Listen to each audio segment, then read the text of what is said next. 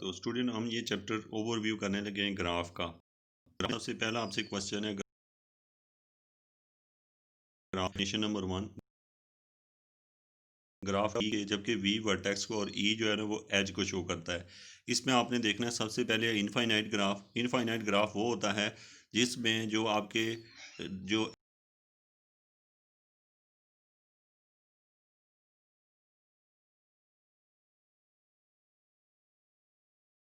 As तरीके से student, जैसे कि नीचे एक एग्जांपल दी गई है, एक कंप्यूटर नेटवर्क जो है ना, जैसे न्यूयॉर्क और डिफरेंट सिटीज़ का नेटवर्क दिया गया है।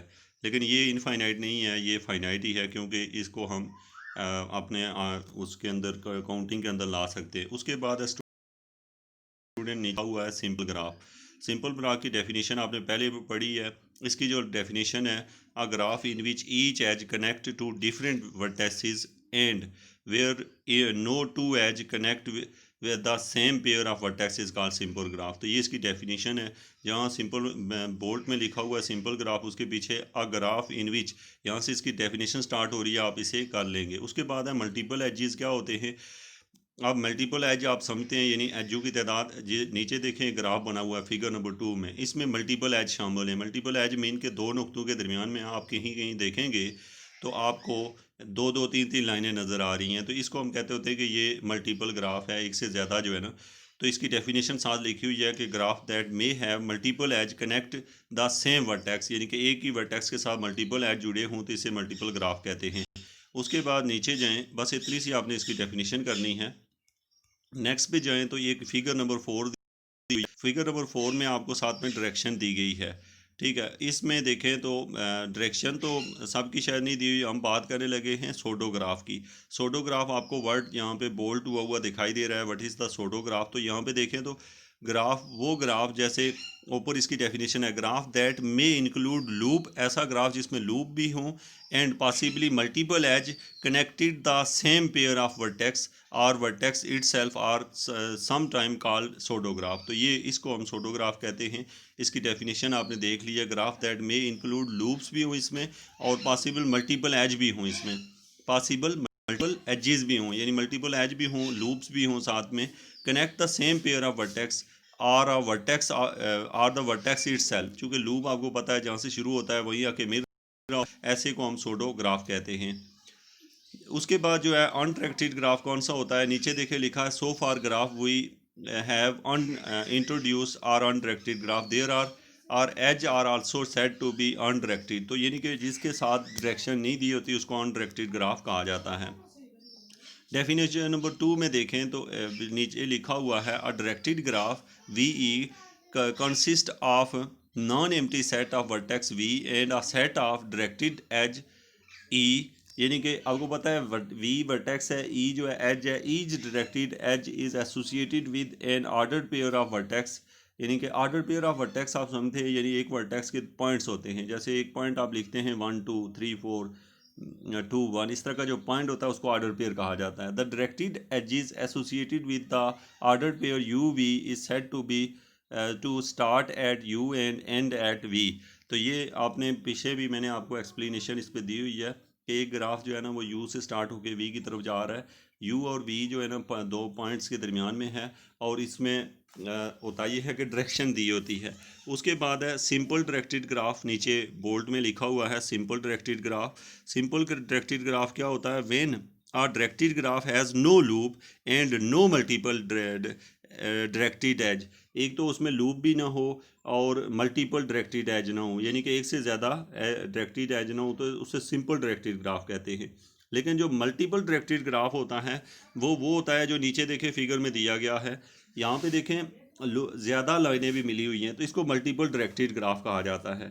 और नीचे जाके इसका एक और नाम रखा गया है, जिसे एक graph with both directed and undirected edge is called. ऐसा ग्राफ जिसमें कुछ लाइनें डायरेक्टेड भी हों, कुछ ऐसी भी हों जो अनडायरेक्टेड भी हों, तो ऐसे हम कहते होते हैं मिक्स्ड ग्राफ भी कहते होते हैं, जिसमें कुछ लाइनें डायरेक्टेड होती हैं और कुछ नहीं भी होती। ये जो है स्टूडेंट कुछ ग्राफों के नाम दिए गए हैं आपको। इन सब सबसे पहले सिंपल ग्राफ कौन सा होता है, multiple graph, pseudo graph, simple directed graph, directed multiple graph और मिक्स ग्राफ। इनके बारे में आपको ये मालूमात हो कि कोई आपसे पूछता है कि सिंपल ग्राफ की डायरेक्शन होती है तो आप कहेंगे नहीं होती, मल्टीपल ग्राफ की डायरेक्शन नहीं होती, सोडो ग्राफ की डायरेक्शन नहीं होती। जबकि सिंपल डायरेक्टेड ग्राफ में लफ्ज़ डायरेक्टेड यूज़ हुआ है इसलिए इसकी डायरेक्शन लाजमी होती है। डायरेक्टेड मल्टीपल ग्राफ में भी डायरेक्शन होती है और मिक्स ग्राफ में कुछ में डायरेक्शन होती है और कुछ में नहीं होती, एक तो ये याद रखें। उसके बाद जो है सिंपल ग्राफ जो है उसमें मल्टीपल एज, यानी कि उसके अंदर दो वर्टेक्स के दरमियान दो ज़्यादा एज नहीं होते। और इसी तरीके से जो मल्टीपल ग्राफ है उसमें तो होते हैं, सोडो ग्राफ में होते हैं। और इसके बाद सिंपल डायरेक्टेड ग्राफ में चूँकि मल्टीपल एज नहीं होते, ये आपको पता हो।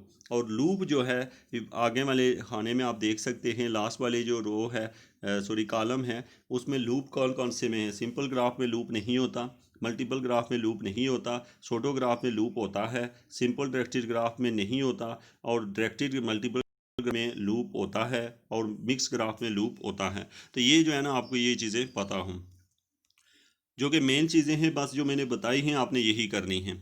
उसके बाद नीचे है ग्राफ के जो मॉडल्स हैं वो देख लें। जैसे कि आप देखते हैं मॉडलिंग करते हुए सबसे पहले सोशल नेटवर्क। सोशल नेटवर्क आज जानते हैं जैसे आपकी में आता है, जैसे आपके फ्रेंड का जो ग्राफ बनेगा, यदि आपका जो फ्रेंड होगा वो आगे किसी का फ्रेंड होगा तो ये लाइनें जो मिलाई जाएँ तो इस तरह से एक सोशल ग्राफ बनता है।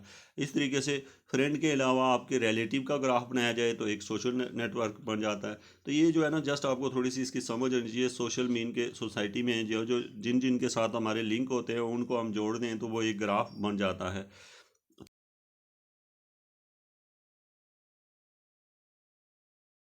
तो उसके आपका दोस्त है, फिर आपका दो तीन दोस्त आपके हैं, उनकी आगे किसी और से फ्रेंडशिप होती है, इस तरह करके एक दूसरे से मिलाएं तो ये फ्रेंडशिप ग्राफ बनता है।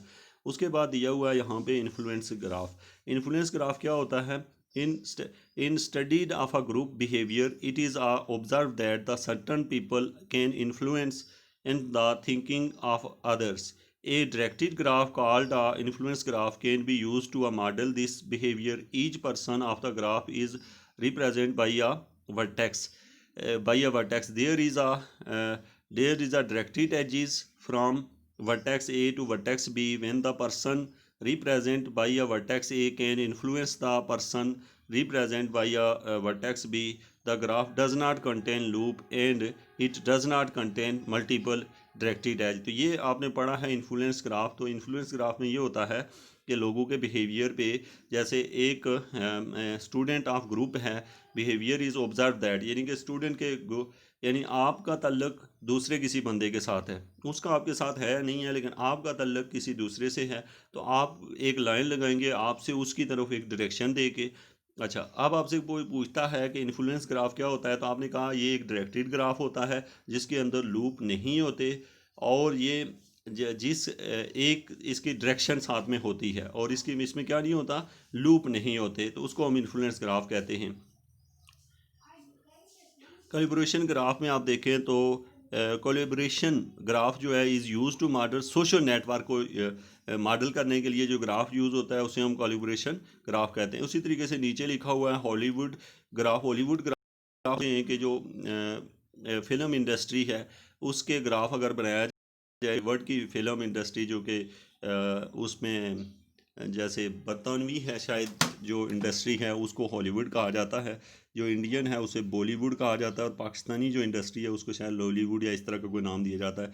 तो उसमें जो आप देख सकते हैं कि जो एक्टर्स के दरमियान जो एक ग्राफ की रिलेशन बनाई जाए तो उस तरीके से हम उसे बना सकते हैं कि ये हॉलीवुड ग्राफ है। अब याद रखें कि कोई भी जो ग्राफ है, हॉलीवुड अगर ग्राफ है तो वो कोई भी हो सकता है, मल्टीपल ग्राफ हो सकता है, लूप हो सकता है, ये वो कुछ भी आ सकता है उसके अंदर। ये वैसे हमने नाम रखे होते हैं, तो इससे ये मतलब नहीं है कि बस ग्राफों के यही नाम है जो आपने पढ़ लिए हैं। ग्राफ इससे और भी हो सकते हैं, इसके अलावा भी हो सकते हैं। उसके बाद है कम्युनिकेशन नेटवर्क की बात। इस तरीके से आप लोगों के साथ कम्युनिकेट करते हैं, आप एक दूसरे को कॉल करते हैं, तो इस तरह का जो होता है उसे उसमें जैसे कॉल ग्राफ, आज के दिन आपने किस चीज़ को कॉल की, एक का दूसरे से, दूसरे का तीसरे से, इस तरह से जो है ना वो एक कॉल ग्राफ है। या आप जिन जिन लोगों को कॉल करते हैं उनका एक जो है ना वो एक ग्राफ बनाया जाए तो वो है कॉल ग्राफ। उसके बाद है इंफॉर्मेशन नेटवर्क की बात करें तो the web graph. Web graph यानी कि आपकी जो वेबसाइट्स हैं वेबसाइट आपको पता है जो आप गूगल पे क्रोम पे खोलते रहते हैं, यानी कि www. इस तरह की जो होती हैं वो वेबसाइट्स हैं। अब ये जो वेबसाइट है, हमारा ताल्लुक बहुत सारी वेबसाइट से पड़ता है। जैसे मैं पहले एक वेबसाइट ओपन करता हूँ, वहाँ से कुछ डेटा लेता हूँ दूसरे से, तो इस तरीके से एक ग्राफ बन जाता है, तो उसको हम वेबसाइट ग्राफ का नाम देते हैं। उसके बाद है यहाँ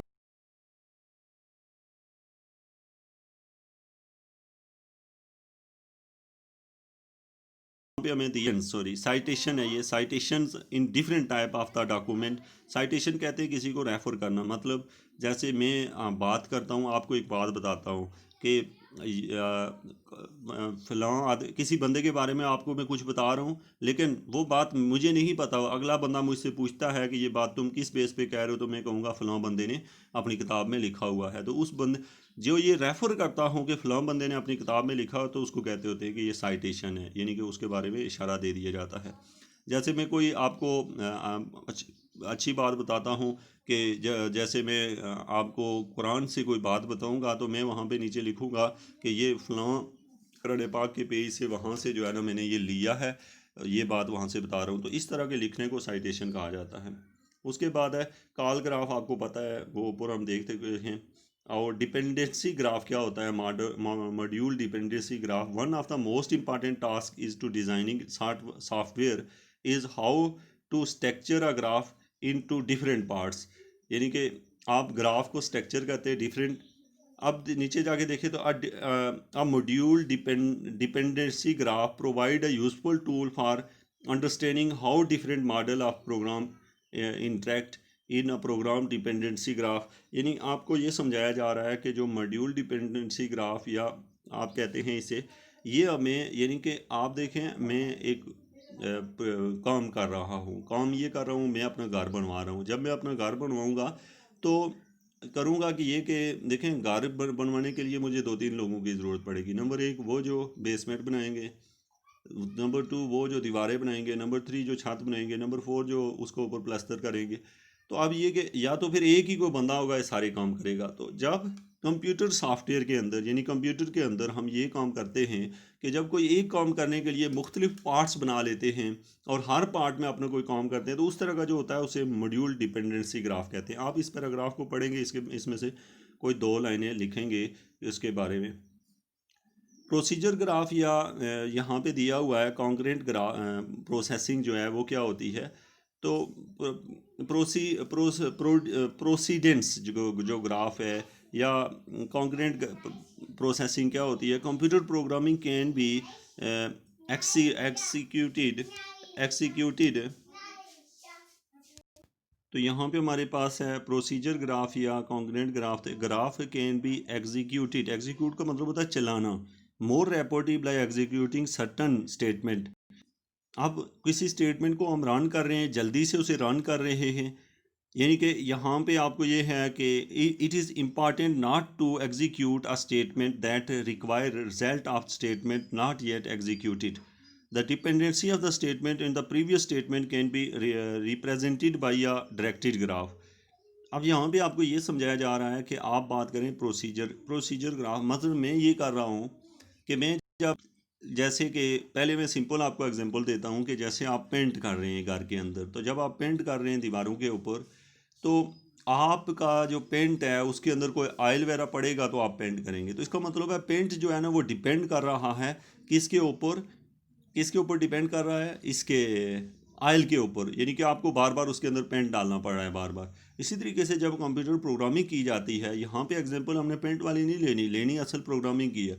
तो उसमें ये होता है कि सम टाइम हमने एक प्रोग्राम बनाया होता है और उस प्रोग्राम के अंदर हमने कुछ चीज़ें ऐसी इन्वॉल्व की होती हैं तो जो किसी दूसरे प्रोग्राम में रखी होती हैं। तो मतलब हम उसको इशारा दे देते हैं कि यानी प्रोग्राम को एग्जीक्यूट होते हुए, एग्जीक्यूट का मतलब होता है चलाना। जब हम कंप्यूटर के ऊपर बटन मारते हैं ना, तो वो चीज़ जब चलती है ना, तो जैसे आप लोगों को ये पता होगा कि आपके कंप्यूटर के अंदर या विंडो जब इंस्टॉल करते हैं तो बहुत सारे कंपोनेंट पड़े होते हैं। अब वो कंपोनेंट उस विंडो का हिस्सा होते हैं, कोई एक भी डिलीट कर दें तो विंडो जो है ना वो ख़राब हो जाती है, उसको फिर दोबारा से इंस्टॉल करना पड़ता है, या कोई इशू देने लगती है, या फिर वो आपको मैसेज देता रहता है मैं डिलीट नहीं होंगी क्योंकि मैं विंडो का कंपोनेंट हूँ। तो अब वो जो है, यानी कि आप कोई एक चीज़ रन करते हैं तो वो पीछे से सारी चीज़ों को रन कर रहा होता है, उसको तो यहाँ पे देखें तो the resulting graph it called the procedure graph. यहाँ प्रोसीजर ग्राफ कहाँ पे उसने एग्जांपल दी है। तो स्टूडेंट आपके पास ये होता है, यहाँ ऊपर लिखा हुआ है कि the dependence of statement no previous statement can be represented by a directed graph. Each statement is represented by a vertex. हर स्टेटमेंट को एक वर्टेक्स से रिप्रेजेंट किया जाता है। And there is an edge from one statement to the second statement if the second statement can not be executed before the first statement, the resulting graph is called the procedure graph। अब मैं इसकी example दूं। देखें, सबसे पहले जो है आप ये सोचें कि जैसे एक चूंटी चल रही है मेरे हाथ की, आपकी हाथ की उंगलियों के ऊपर। पहले वो आपकी एक उंगली से दूसरी उंगली पे जा रही है, फिर दूसरी से तीसरी, तीसरी से चौथी। अब क्या हो रहा है, पहले पहली वाली उंगली काम कर रही है, फिर दूसरी पे, तीसरी पे, चौथी। ऐसा नहीं होता कि पहले पहले पहली और एकदम से चौथी और फिर दूसरी, ऐसे नहीं। तो ये एक प्रोसीजर है, एक खास तरतीब है कि पहले फर्स्ट आपकी फिंगर, फिर सेकंड पे गया, थर्ड पे, फोर्थ पे। तो यहाँ पे यही बात समझा रही है कि आपकी स्टेटमेंट नंबर 1 है। अब स्टेटमेंट नंबर 1 पहले एग्जीक्यूट होगी तो फिर स्टेटमेंट नंबर 2 होगी। ऐसा नहीं है कि पहले 2 हो जाए तो फिर बाद में। तो आपने स्टेटमेंट नंबर 1 पहले प्रोसीड की, आपको उसने उससे एग्जीक्यूट किया आपने, फिर सेकंड को किया, फिर थर्ड को, फिर फोर्थ को। यानी कि एक खास तरतीब से आपने किया। तो इसको हमने नाम दे दिया प्रोसीजर ग्राफ, या करंट प्रोसेसिंग जो है ना, इसका नाम दे दिया हमने। उसके बाद है यहाँ पे एयरलाइन रूट्स जो हैं। अच्छा, ये याद रखिएगा कि ये चीज़ें जो हैं आपको थोड़ी बहुत आपको इनके बारे में नॉलेज होनी चाहिए। ये नहीं है कि आप यहाँ से चीज़ें याद करना शुरू कर दें और सोचें पता नहीं क्या होगा। आपका जो पेपर होगा उसमें आपको अपने तर्ज से ये मालूम हो कि ये चीज़ क्या है, बस इन आपके बस आपको इतना बताना चाहिए और उसके बारे में अपनी वर्डिंग में कुछ लिख सके। आप देखिए, जब मुझे कोई कहता है एयरलाइन रूट, तो एकदम से मेरे जहन में किसी एक एयरलाइन को पकड़ लें। एयरलाइन मीन को आप जैसे PIA की एयरलाइन पकड़ लें। अब वो पाकिस्तान से दुनिया के मुख्तलिफ ममालिक में जा रही है, तो आपने वो नुक्ता जहाँ पे वो जहाज़ उतरेगा वहाँ पे एक नुक्ता डाल लें और एक पाकिस्तान में डाल लें, एक लाइन लगा दें, फिर दूसरे मुल्क के साथ लगा लें, फिर उनका आपस में। तो वो जो लाइनें लगाएंगे तो वो एयरलाइन नीचे जैसे उसने दिया हुआ है फिगर में कि एक एयरलाइन यहाँ से वहाँ, इस तरह से। उसके बाद रोड नेटवर्क आप अच्छे तरीके से जानते हैं, रोड नेटवर्क कैसे होते हैं, रोडें कैसे एक दूसरे से मिली होती हैं, ये सारी चीज़ें आप जानते हैं। इसके बाद स्टूडेंट यहाँ पे बहुत सारे जो है ना इन चीज़ों के बारे में लिखा हुआ है। आप यानी कि ग्राफों की तो इतनी टाइप्स हैं कि जिस चीज़ के बारे में बात करें तो ग्राफ निकल आता है। मीन सिर्फ हमें खुद आइडिया आना चाहिए कि ग्राफ क्या है। मीन उस चीज़ का नाम सुने एकदम से आप कह दें कि जी अच्छा ये फ़लाँ चीज़ का ग्राफ है। जैसे एग्जांपल के तौर पे मैं आपको ये दूं कि यानी कि आप स्कूल के टीचर्स का ग्राफ, तो उसमें आप क्या सोचेंगे, यानी टीचर का जो आपस में रिलेशन होगा उनके दरमियान में जो ड्रा कर देंगे वो टीचर और स्टूडेंट के दरमियान ग्राफ। तो इस तरह से ग्राफ बहुत ज़्यादा बनते हैं। आपने तकरीबन इनको देख लेना है ग्राफ, यानी ओवरऑल। लेकिन इसमें ये इसके बाद जो है मैं नीचे वाले उस पे जा रहा हूँ। यहाँ पे कुछ फिगर्स दी हुई हैं, लेकिन आपने जाना है अगले उस पे। यहाँ पे है, यहाँ दिया गया है graph terminology and special type of graph है। ठीक है, इसके बारे में भी हम जो है ना बाद में फिर डिस्कस भी करेंगे। और आपको जो है ना इस लेक्चर को आप देखें, इसमें